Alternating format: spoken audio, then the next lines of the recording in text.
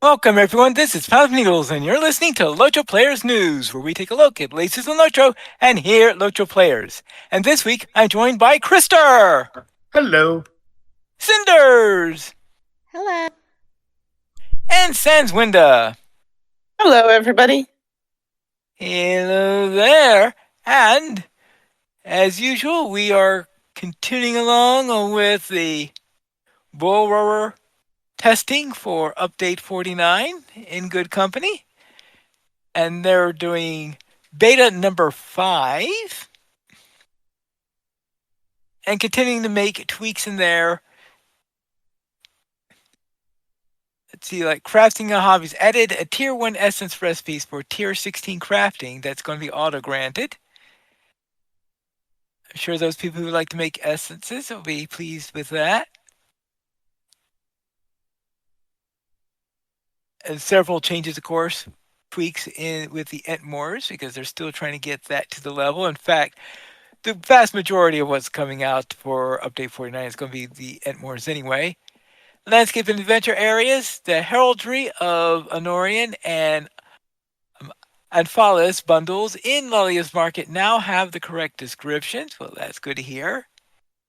And the Shield Isle's Midsummer Run flags have been replaced with torches, and glowing spots have been added to help racers find their way to the next gate. And I can only imagine that people are having trouble running that during the nighttime. Probably. Because I don't recall having any trouble seeing all that stuff.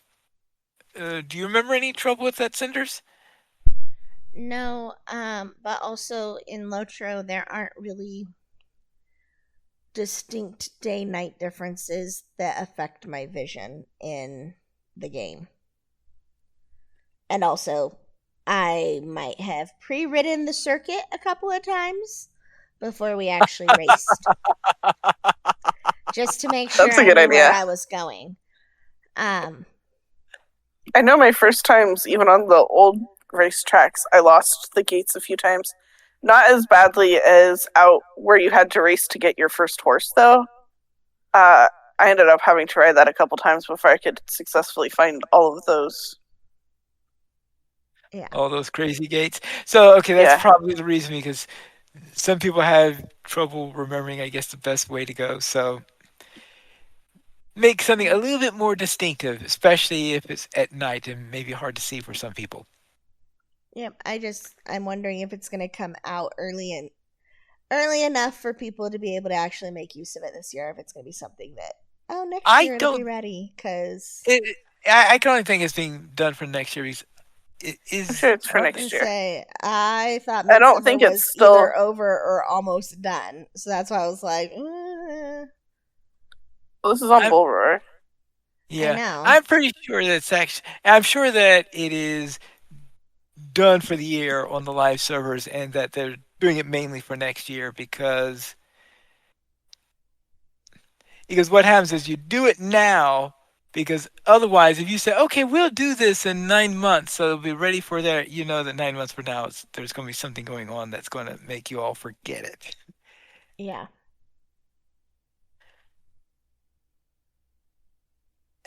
And speaking of things that sometimes, well, if you don't do it now, it'll probably be forgotten or something like this.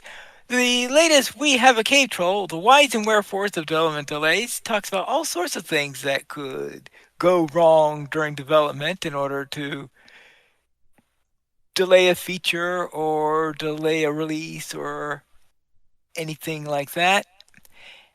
And it looks like one of the things that got delayed is the YouTube video because I could not find the YouTube video. So the link that we have in the show notes is to Weird Jedi's summary of the items that are answered by them. So for some people that might even be easier to work with than trying to listen to the entire video. And you see some interesting things that are in here that, all right, it's difficult looking back at the decisions once you have 2020 hindsight. There are a number of things that can influence a certain decision back in the day, such as expedience to finish the deadline, not knowing that something will work or a developer's own personal preference and the like. And one of the things that they were noticed is that there was a question about combat, and that Scenario and Orion wanted the combat to be a little bit more responsive.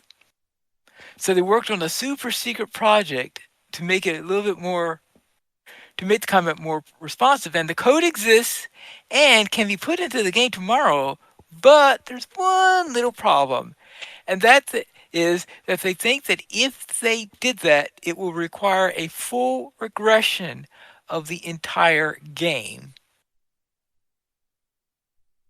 And that will take a huge number of resources. I don't think they've done a full regression in at least 10 years because of how much it will take in order to do a full test of every single item in the game. Yeah. I guess you understand that, Krista, right?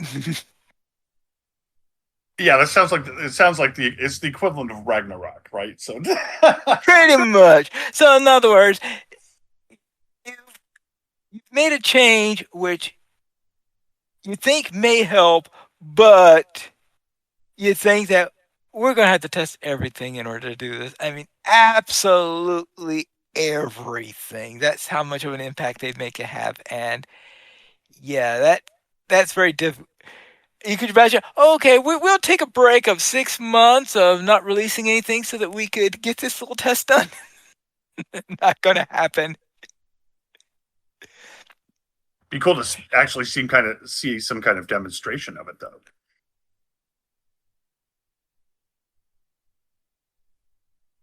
And there's another one. Creating copies of areas was a super cool idea at the time that proved odious when it came to fixing problems.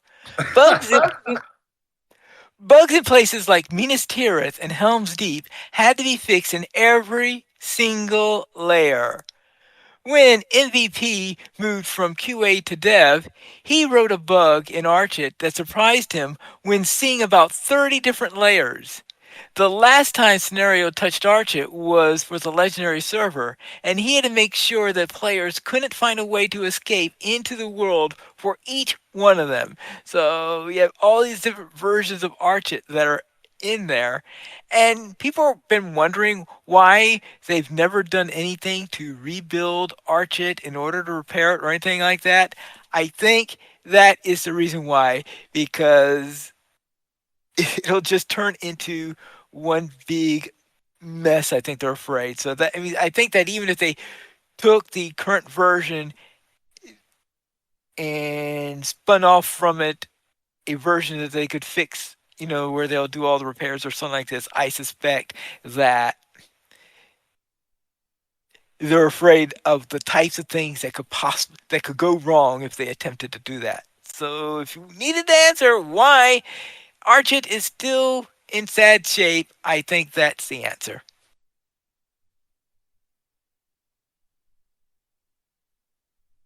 So anyone have any questions about the episode in there? If not, you could at your leisure, of course, go in, read the linked item. So that's it for our actually game news for this week. That's really straightforward section. So let's go to store sales, which seem to have compacted since last week because we had all those big long list sales that they were doing over the summer holiday season. But now that that's over, a much narrower list. Well, Cinder, what's on sale this week? On sale this week, you can prepare for battle and get 20% off stat tomes and bundles, food and drinks, combat buffs, and movement buffs through July 16th. And the weekly coupon is for a landscape soldier token with the coupon code LOCKSTEP now through July 16th as well. Thank you, Cinders. Someday I'm going to wait for it is a coupon code of useless soldier or something. If you're at level cap, you'll know what I mean concerning the skirmish soldiers. And that means it's time for us to head into, Sincerely Cinders. That's right. We have an episode of Sincerely Cinders this week, and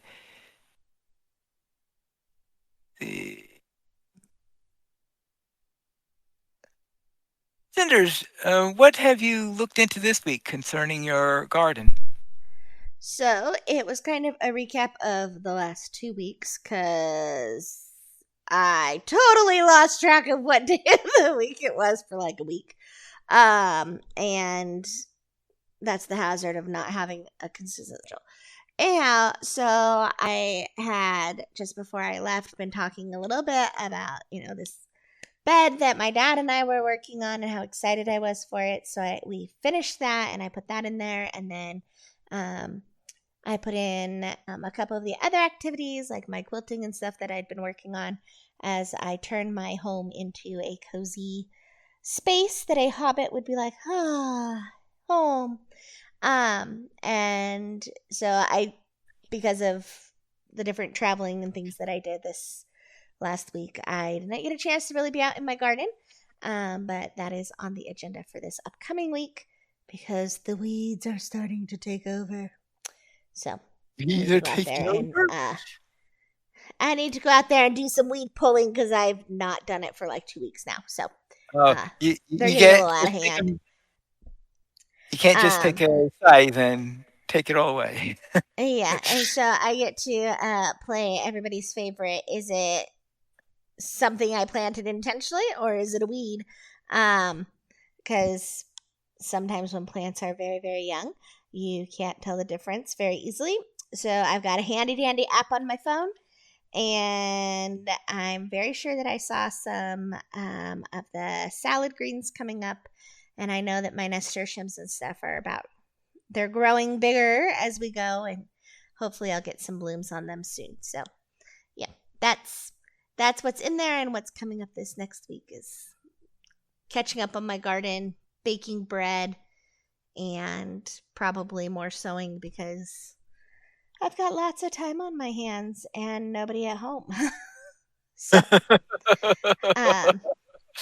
and I'm also preparing for a tea party, but the preparation will be this week, and then the following week I'll get to share a recap on my friend's daughter's first tea party, and I get to host it, and I'm very excited that I get to host the first tea party for this kid. So, good times.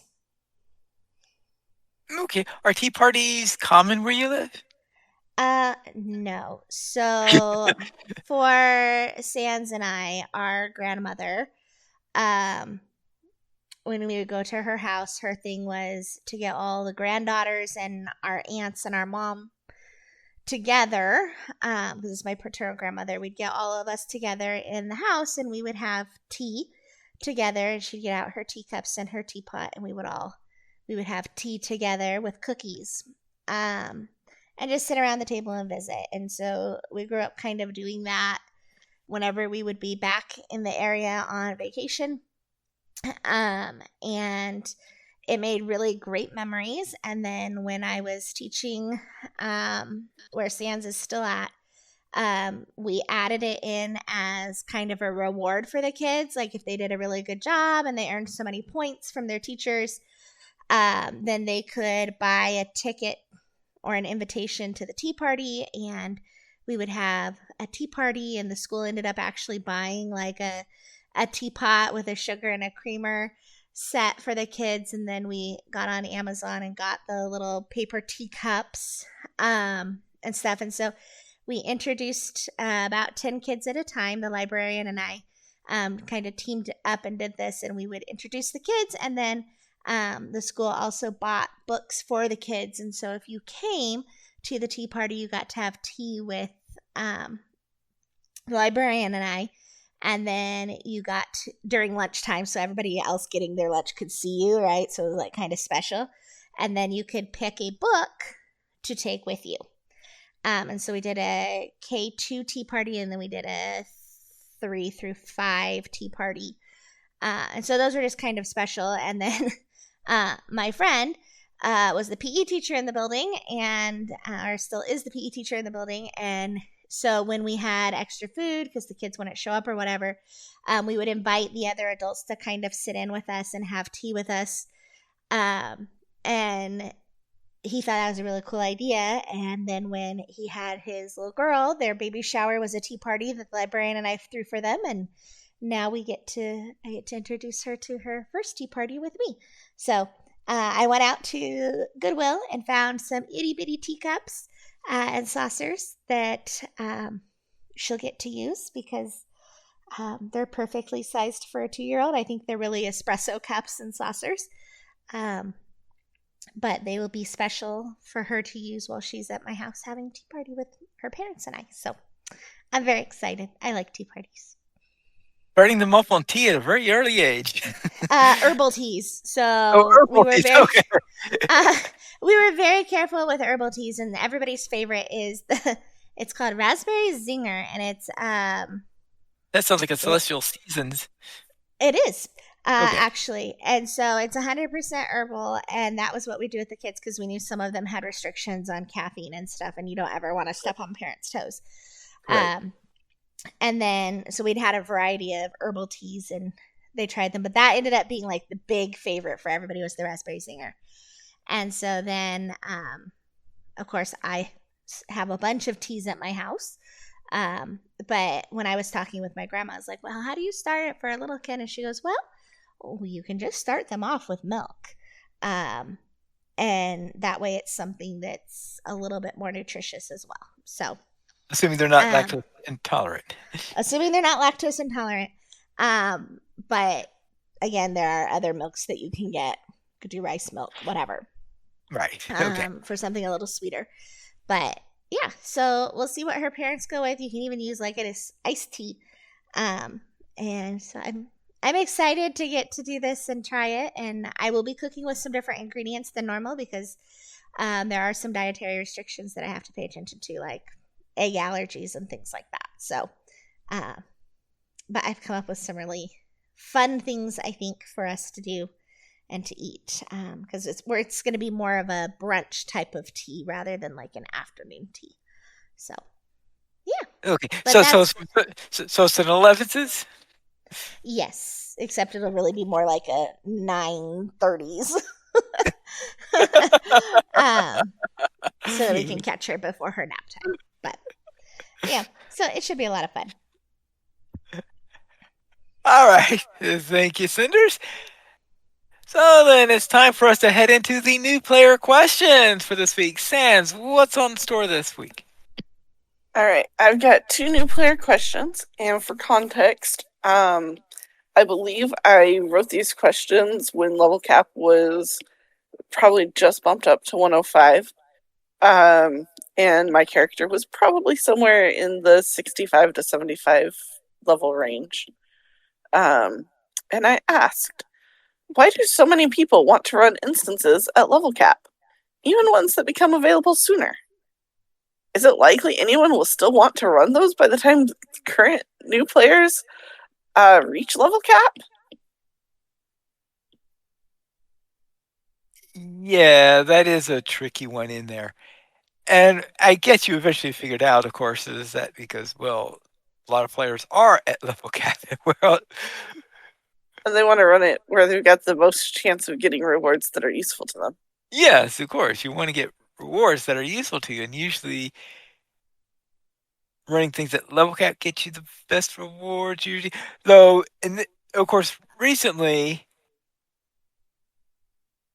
if you're running stuff at level cap, I've noticed that if you're running old instances at level cap, the rewards are rarely as good as running the newer instances at level cap. Fair. So that also generally means that you're only doing certain instances. Yeah. And the nice thing is that most LOTRO people, if you politely ask, they will be willing to grab their extra characters to run things on level if it's something that is in a level capped region or that is below level cap. If you wanted to do it on level, you can ask nicely. And most of them have a variety of characters they can pull out to run with you for something specific like that. Well, Also, yeah, even if they're not the runs that are being advertised in World Chat, you can likely ping your kinmates or World Chat and just say something like, "Hey, like I've never gotten to see this instance, but I think it'd be really fun to, I don't know, run the turtle instance. Dread Mom, maybe." Um, and people will be like, "Oh yeah, you've got to see this," and they'll help you. So yeah. Usually, that's what you do. Is if you're in a kinship, usually the kinmates are a good source of being able to get these because you're probably not going to be advertising an odd level because what are the odds that there are going to be some several people at that exact level who are ready to run that instance at that time? But one of the things we have is in the Mythgard kinship, they have something called Friday Night Fights. And during Friday Night Fights, they usually have 2 or 3 groups that are running stuff. One of them is at level cap, and another one is at a lower level where people have characters all that level, and usually there are 1 or 2 people who are at a particular one level and they're leveling up in there, and the other players are trying get their characters that are closest to that level to work with them. So if you have a kinship that is able to do such things, that really really helps. That means you could then see these instances while you're leveling and sometimes you can get cool on level for you rewards that way too, which is really nice. yeah, that is useful in that area. So anyway, so why do so many people want it? So in other words, so many people are there because usually people are probably going to be advertising whatever is at level cap, at least after the first month or 2 of the new level cap being reached. Right, especially with scaling instances, they're likely to want to run them that way too. If they're dropping good rewards for some reason. Now, did you read the second question yet? I did not, but I think we've kind of answered it. Yeah. The follow-up question was, how might a lower level character who wants to experience instances find ways to do so? I think we answered that one. And then, are most or any of them soloable? And the answer is, if they say they are solo, then yes, they're probably soloable. Probably. Not necessarily, probably. Yeah, there's. I've The noticed ones that do not say they're solo instances, you might be able to solo even raid level ones once you get to a high enough level over them. But starting around level 100, I could solo most of the level 50 instances on my hunter. But of course, hunters have been nerfed since then. So I don't know.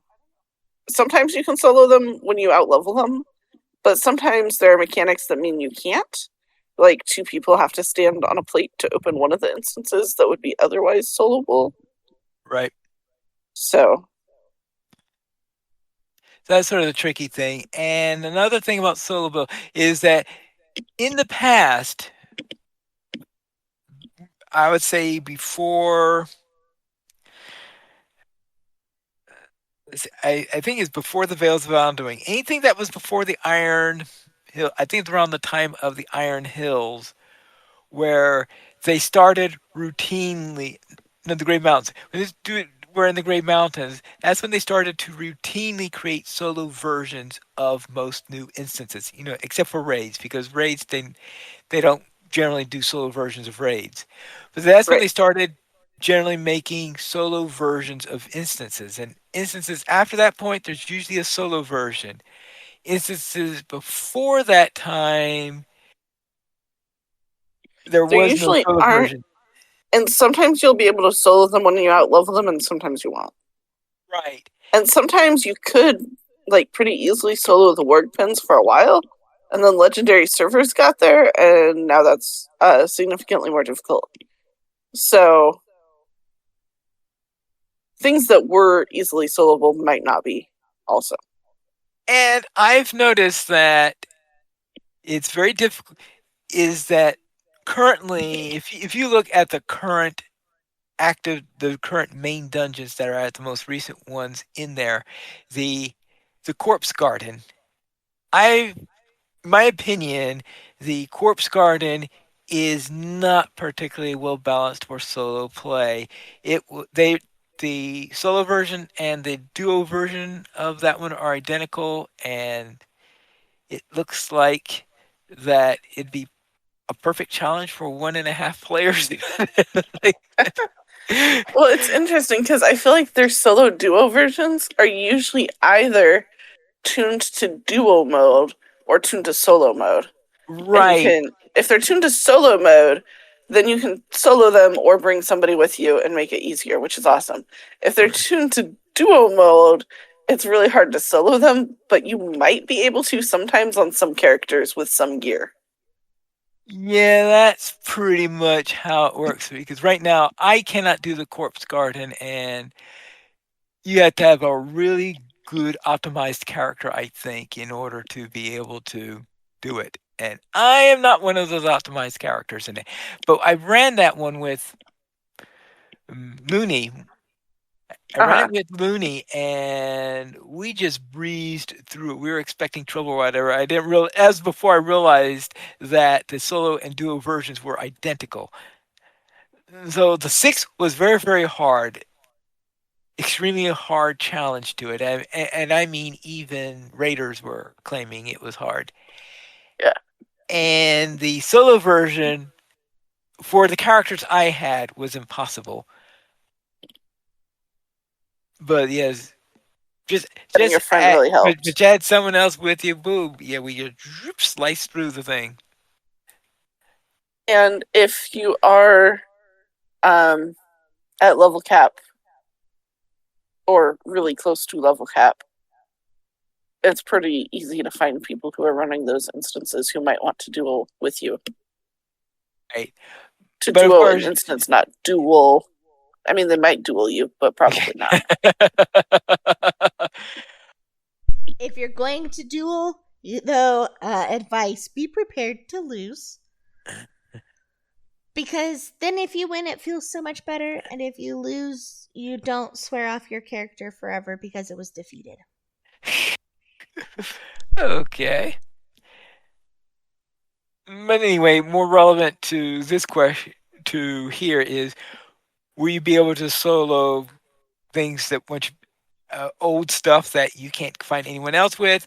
You might, if you're lucky, be able to do it with a 3-player instance if you have a really good character, but most likely you'll probably have to knock it down a couple of levels in order to do it. If it's a scaling instance, then you could bring it down a couple of levels because usually you could probably still be in the green, still have green mobs and still be able to finish it with maybe solo a 3-player one. Though that's not universally true. I've seen 3-player instances where I say, really? I mean, there's one in For Hell, for example. The solo version of that, I find it very, very tough. But I think that's a universally very, very tough one no matter what, because that has a lot of fire in there, and fire tends to be overtuned these days. So I guess there basically is, if you're trying to solo something that has a lot of fire in it, yeah, if it's You'll anywhere get near at burned. level 4, you're going to get burned. Probably. Probably. And you got to pay attention to rescales that happen to instances as they change things for like the legendary server or something like that too. Because you could one day go in and solo something like the library, even relatively on level, and then the next day go in to do the same thing and not be able to. So just for the record, the answers to this will change over time. Yeah. And that's our question for this week. So let's head into our weekend LOTRO. And Krister, I know, you but up? I feel embarrassed, but I think everybody that plays games understands that every once in a while a game comes along and gets you hook, line, and sinker, and then everything's over for you. And so that's what happened with me with Stardew Valley. I have owned the game forever. I played it like for I think 11 days once, like 2 years ago or something. But you guys have gotten me reinterested in the game, and then I realized how deep it was, how complex it was, and now I'm completely addicted. So I Stardew Valley doll this week. That's what that's what I did for my gaming. I'm trying. I'm kind of ashamed, but I'm not because I've been having a lot of fun. So that's what my gaming week was Stardew Valley. Cinders, how about you? So I did the same thing. But my rationale might have been different. So I am overwhelmed by inventory management and LOTRO right now. Like, I just couldn't handle dealing with overflowing bags. So I have not logged in lately. But I did patch the game. And then I played Stardew Valley with Pineleaf, and Stardew Valley with Krister and Pineleaf, and then another Stardew Valley world with Krister, Pineleaf, and Sans. And I didn't put it on here, but we also started one with Krister, Pineleaf, and Sans and Terry, and got her hooked on it. And then she got Calabathian hooked on it. So yeah, Stardew Valley has been kind of all absorbing for me this week as well. Sans, what were you up to? Well, on the field trip, we started following rumors of Vagari the Wanderer and learning about him, and I might have fought Karazgar and had to go find him again and died trying to get back to him and remembered only too late that cooperating with Karazgar in solo instances with him is probably the best idea for the time being. I mean, I did do a tiny bit of damage before he killed me, but only a very small amount. Well, you only have to survive long enough for a certain group of people to arrive. Yeah, they weren't quite fast enough. Okay.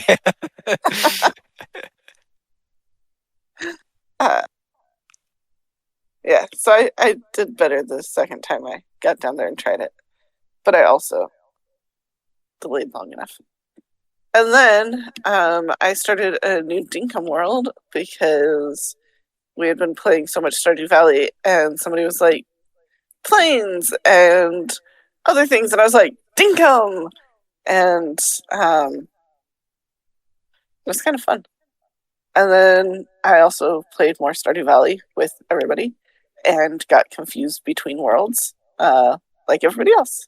It was fun. How was your week, Pineleaf? All right.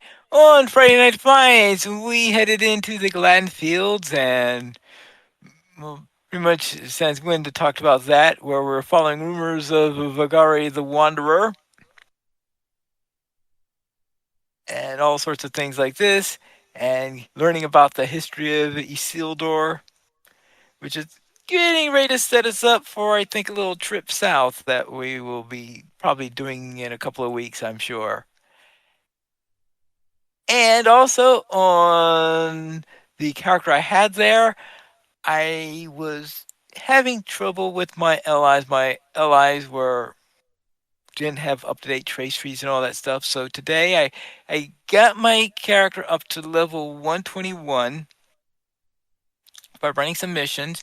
And once I got up to 121, I went to Rivendell and updated most of my traceries so that now I've got traceries that are going to be at least be at the most recent tier for at least the next 10 levels. So I guess that's good news. That means there has to be a few more levels before I'm going to have to worry about having to worry about my traceries again.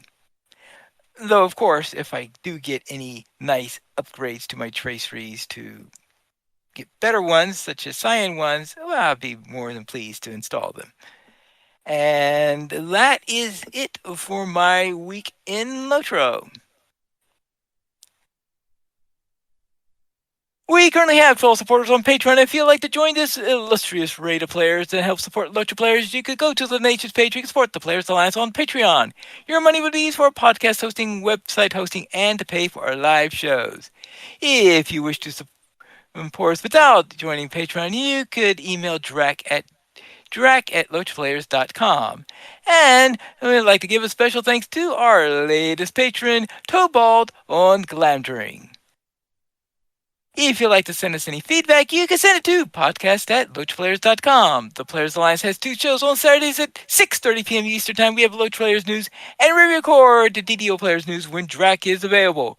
You guys join us for our shows at lotraplayers.com/live. And that is all for tonight, and this is Pipe Needles reminding you to skirmish responsibly.